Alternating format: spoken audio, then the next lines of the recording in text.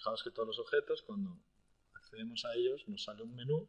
Este menú tiene una serie de opciones estándar, que son editar, eliminar, ver y ventana nueva, estos dos y este si soy administrador.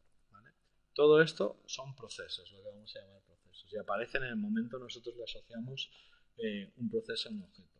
Un proceso es una relación entre objeto, proceso y estados, y además luego se le aplica una seguridad que define quién puede ejecutar ese proceso o no. El tema de los estados me va a servir para definir la regla de negocio que permite que ese proceso se muestre, se ejecute o no, y qué procesos tienen que ir después.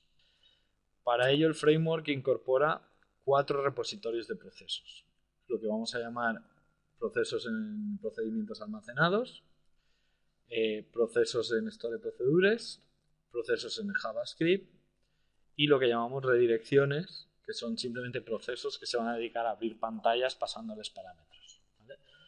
Cada uno tiene su finalidad. Digamos que estos dos se ejecutan siempre en el servidor, el de JavaScript se ejecuta siempre en el cliente y el de redirección es una llamada al servidor diciéndole que nos abra una ventana nueva para hacer algo.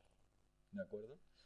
¿Por qué tenemos en DLL y en procedimientos almacenados? Originalmente solo había en DLL, pero muchos programadores prefieren llevar la programación directamente a la base de datos y no tener que generar una DLL, compilarla e incorporarla en el proyecto. Y así también queda todo lo que es la lógica de procesos en la base de datos del cliente y no hay que guardarse pues, las versiones de DLL de ese cliente, etcétera, etcétera. Digamos que esta parte es relativamente.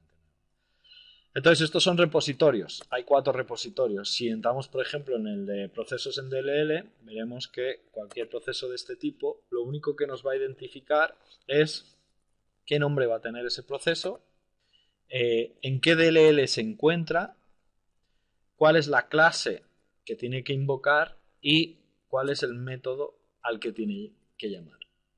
¿De acuerdo? Los procesos tienen que cumplir una interfaz, que la veremos luego en la parte de programación, y simplemente nosotros podemos generar un proceso, compilarlo y dejándolo caer en el bin del framework, lo podemos incorporar aquí, es accesible, no hay que recompilar nada, ni recompilar nada en la aplicación porque funciona por reflection. ¿Vale? Eso sería un proceso de DLL. Un proceso de Store Procedure es similar. Lo que pasa es que lo que le vamos a decir es, en lugar de la DLL y demás, le vamos a decir qué nombre tiene la Store Procedure, ¿vale? Y qué descripción va a tener. ¿Vale? Tanto en el caso de los procesos DLL como los procesos Store Procedure, hay una serie de parámetros que le van a llegar al proceso, pero además nosotros podemos incorporar parámetros adicionales. Imaginemos un proceso como este, donde yo tengo un pequeño asistente para tareas, esto no es más que un proceso, ¿vale? Que además quiero que me pida una serie de parámetros. Esto es un proceso de parámetros, donde yo formateo como quiero que me pida los parámetros, y cuando yo le dé a ejecutar, me va a ejecutar el proceso lanzando estos parámetros. ¿De acuerdo? Esto lo podemos ver porque tanto las DLLs como los procesos, tanto las Store Procedures como los procesos en DLL van a tener la opción de asociarles parámetros. ¿Vale? Si yo busco, por ejemplo, la tarea que acabo de abrir, el proceso que acabo de abrir, que se llama asistente de tareas, buscar, veré que el asistente de tareas tiene 16 parámetros. ¿De acuerdo? Eso lo que hace es que cuando yo lanzo el asistente de tareas, me pida los 16 parámetros. Lo bueno de esto que es que yo no tengo que formatear pantallas para pedir los parámetros. Aquí interviene una nueva pantalla que se llama procesos ASPX, que es la que se encarga de pedirnos los parámetros. ¿Y qué hace? Cuando nosotros lanzamos un proceso, ya sea de DLL o de Store Procedure, mira a ver si tiene parámetros. Y si tiene parámetros, me lanza esa pantalla. Si no tiene parámetros, se ejecuta directamente el proceso. ¿Vale? ¿Cómo se definen estas cosas? Pues fijaros, por ejemplo, el parámetro cliente, lo que tenemos definido aquí. Lo que le hemos dicho es que va asociado al proceso asistente de tarea, que es de tipo string, Aquí le vamos a definir los tipos nativos, digamos, un poco de SQL o de programación, string, integer decimal, etcétera, que es el parámetro número 11, porque en nuestra interfaz tendrá unos parámetros, y este es el 11, es el orden en que recibe los parámetros, que la etiqueta que va a tener es la etiqueta de cliente. Y ahora fijaos una cosa, yo no hace falta que ahora le diga que es un desplegable con una SL, con un tal. Yo simplemente que me diga, con decirle que me herede de un objeto la propiedad de cliente, él se vendrá al objeto tarea, buscará cómo está definida la propiedad cliente y me la pintará tal cual. Si es una combo, si es un calendario, si es una combo de 300 píxeles, tal. Con lo cual yo puedo heredar el aspecto de las propiedades de otro objeto. ¿De acuerdo? También le podría decir que me pusiera un valor por defecto. Vamos a buscar, por ejemplo, una propiedad. Fijaos, por ejemplo, en la propiedad responsable, yo le he puesto que el valor por defecto sea usuario actual, con lo cual ya me carga por defecto mi valor, ¿vale? Estoy tirando del desplegable de la propiedad y de responsable del objeto tarea y lo va a cargar con mi valor. Yo podría ahí poner cualquier propiedad del objeto que lo invoca, ¿vale? Es decir, si yo estoy en un cliente que tengo un proceso que sea, pues no sé, bloquear cliente, el ID cliente, yo podría poner ID cliente y ahí me pasaría automáticamente el código del cliente. ¿De acuerdo? Además, esta pantalla nos dice si ese parámetro es obligatorio o no. Para que un parámetro no sea obligatorio, en el método que hay detrás, es decir, en la programación que hagamos, tendrá que estar definido como object, para que no sea obligatorio. Si lo definimos tipado, es decir, como string o como int, siempre deberá ser obligatorio. Más cosas interesantes. Aquí también, si no tenemos herencia de una propiedad de un objeto, podemos poner una SQL y automáticamente nos montará una combo. También podemos actuar sobre el estilo del control. Y si este proceso, el proceso al que va asociado este parámetro, fuera un proceso que está habilitado también para móvil, para dispositivo móvil, le podríamos decir qué tipo de parámetro móvil usa, ya que HTML5 tiene una serie de parámetros que ya nos llevan unas reglas de validación y demás, como son el teléfono, el time, el search, el password, el month, etcétera, etcétera. ¿Vale? Cuando nosotros definimos los procesos, cuando incorporamos lo que es la programación al repositorio de procesos, también le vamos a definir si ese proceso interviene solo en los objetos en interfaz web o también va a estar disponible en el interfaz móvil, ¿vale? Aunque muchas veces hacemos un proceso distinto para web y un proceso distinto para móvil. Eso luego cuando asociemos el proceso al objeto, veréis que especificamos si es para web, para móvil o no. Vale, imaginemos que ya hemos creado una Store Procedure, lo hemos metido en el repositorio de Store Procedures y hemos creado una DLL y lo hemos metido en el repositorio de DLLs. Lo siguiente que tendríamos que hacer es crear un menú, ¿vale? Un menú no es más que una relación de textos con imágenes y menús padres. Yo puedo, fijaros, por ejemplo, tengo un menú que es aquí, que es descripción, insertar seguimiento y la imagen que quiero que tenga. Eso lo que va a hacer es que luego yo puedo asociar un proceso a un objeto. Aquí es donde voy a relacionar una entrada de mis tablas de repositorios con un objeto, ¿vale? Por ejemplo, yo puedo relacionar con mi objeto tarea. Vamos a buscar uno que esté puesto.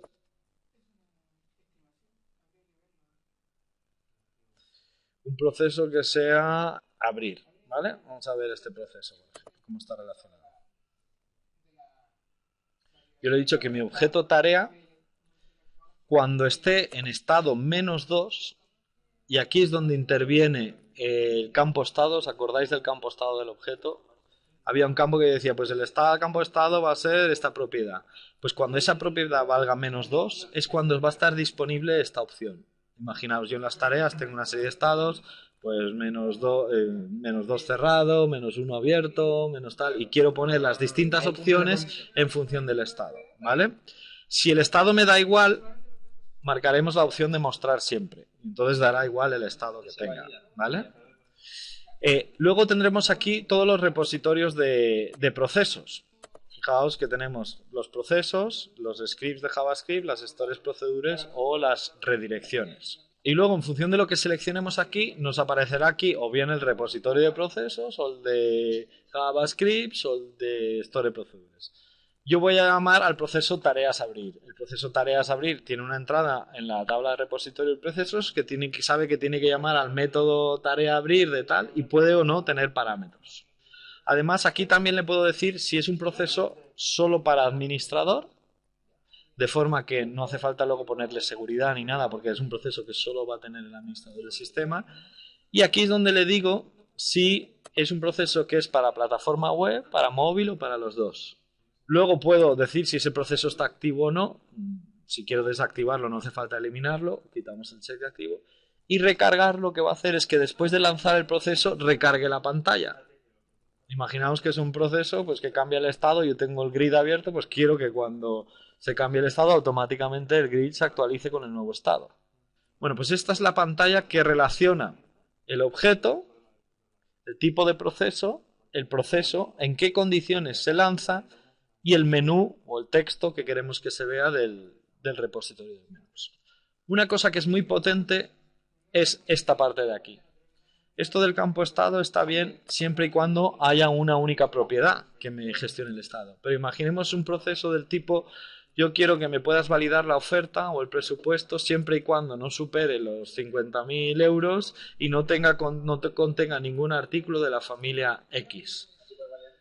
Con esto yo puedo escribir la SQL que me devuelva un 0 o un 1 en función de que se cumpla esa opción o no. Ese ya no tendría ningún efecto. Yo pondría mostrar siempre, ¿vale? No, si pongo este, se tienen que cumplir los dos. Primero este y luego este. Si pongo mostrar siempre, lo que ponga aquí es lo que va a prevalecer. Y de esa forma podemos establecer lógicas de cuándo se tienen que mostrar los procesos y cuándo no. Voy a buscar otro ejemplo.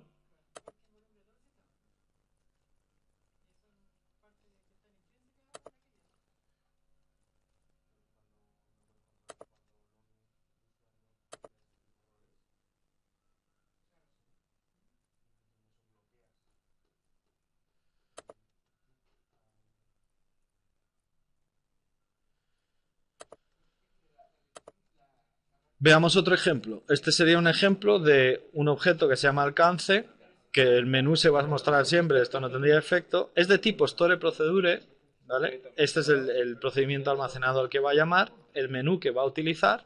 No me recarga la pantalla luego, está activado solo en web, pero la condición para que ese proceso tenga es que él va a parsear el objeto que le llama. El objeto que lo invoca va a coger una propiedad que se llama id de alcance y va a comprobar si la fecha de aceptación existe o no. En función de que exista o no, me mostrará el proceso o no. Con lo cual esto lo podemos sofisticar todo lo que queramos.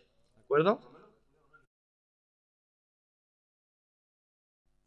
Vamos a ver los otros dos tipos de procesos, los de JavaScript y los de redirecciones. Empecemos por los de JavaScript. Es también un repositorio donde simplemente vamos a buscar alguno, por ejemplo, este proceso, ¿vale? Es de tipo JavaScript, se llama resumen de cliente, se encuentra en el fichero JavaScript emergentes.js y la función que voy a invocar es esta. Con lo cual podemos incorporar JS, ¿vale?, a la aplicación e invocarlos desde la aplicación. Y esto es un muestra resumen, que es una programación que está incorporada en Emergentes.js, que en verdad hace una llamada AJAX a la base de datos y me saca un resumen. Yo le estoy pasando el objeto actuación, ¿vale?, el título resumen, cómo quiero que me los filtre y qué vista utiliza para mostrar los resúmenes. Esta es una función JavaScript que es estándar, que podéis usar, y el efecto que tiene esta función JavaScript es que si yo, por ejemplo, voy a un cliente,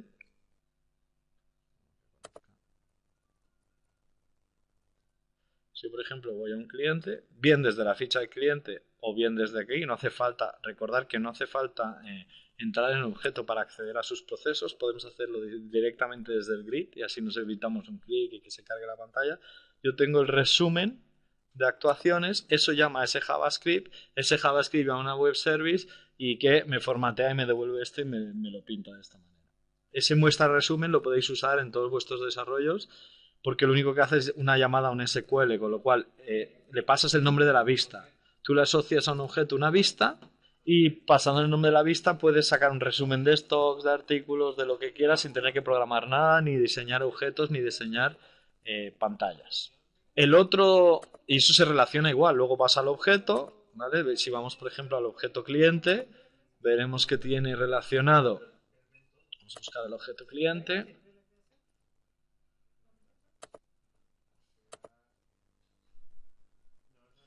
veremos que el objeto cliente tiene un proceso de tipo script, que es este, que se ejecuta siempre, que no refresca nada y lo único que hace es llamar al tipo de proceso script resumen de clientes. ¿De acuerdo? Y vamos a ver ahora quizás los tipos de procesos más utilizados, que son las redirecciones, gestión de redirecciones.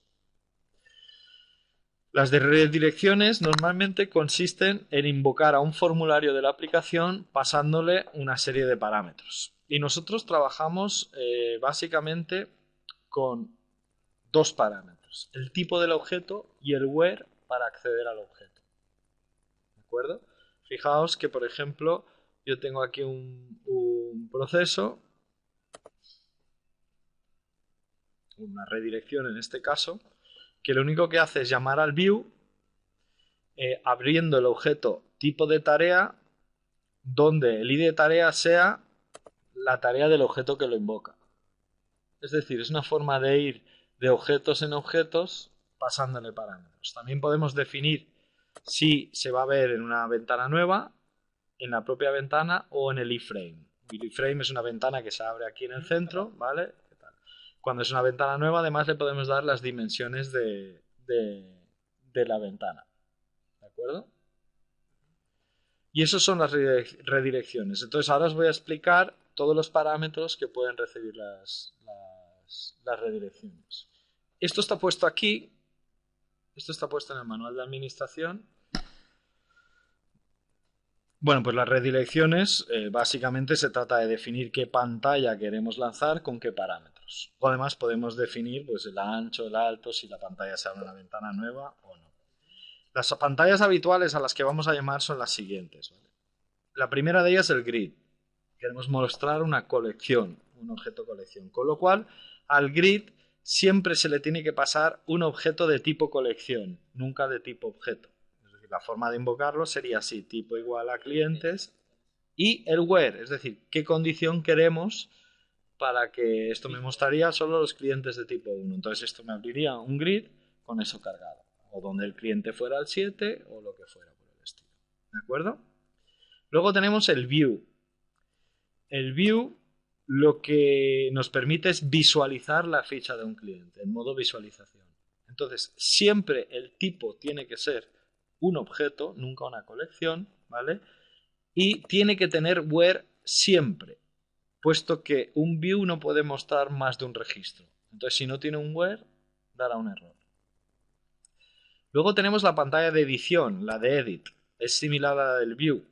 Si yo quiero editar el cliente número 1, le pasaré lo mismo que aquí arriba, tipo igual a cliente y where id de cliente igual a 1. Esto me abrirá en modo edición la ficha del cliente 1.